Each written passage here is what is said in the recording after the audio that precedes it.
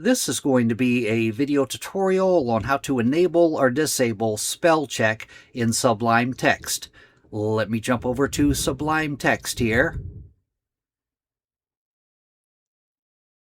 I have Sublime Text opened up now. To enable or disable spell check, you want to go up to the top up here, up to the View tab.